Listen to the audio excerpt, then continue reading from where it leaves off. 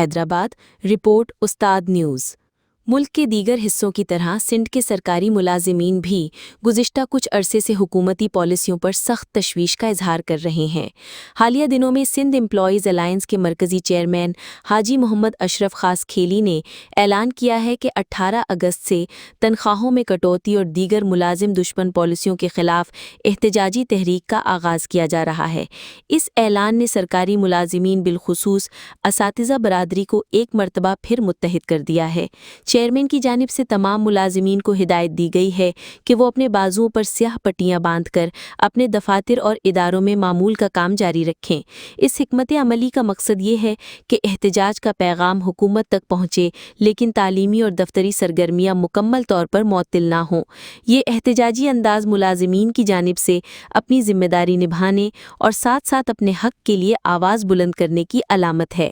آل Sindh primary teachers ایسوسی ایشن کے رہنما مختار علی سولنگی نے اساتذہ سے اپیل کی ہے کہ وہ تحریک میں بڑھ چڑھ کر حصہ لیں اور اپنے تدریسی عمل کے دوران بازوؤں پر سیاہ پٹیاں باندھ کر اپنی یکجہتی کا مظاہرہ کریں۔ ان کا کہنا تھا کہ اساتذہ برادری ہمیشہ معاشرے کی رہنمائی میں مرکزی کردار ادا کرتی ہے اور اس وقت بھی ضرورت اس بات کی ہے کہ سب مل کر ایک پلیٹ فارم پر کھڑے ہوں۔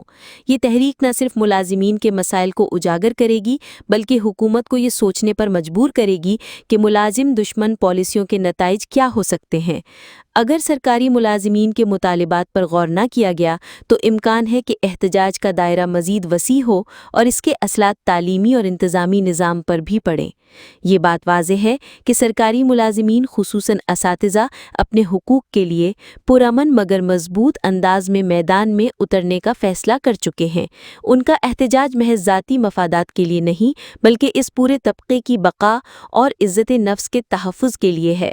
آنے والے دنوں میں یہ دیکھنا اہم ہوگا کہ حکومت کس حد تک ملازمین کے مطالبات کو تسلیم کرتی ہے اور کس طرح ان کے مسائل کے حل کے لیے عملی اقدامات اٹھاتی ہے۔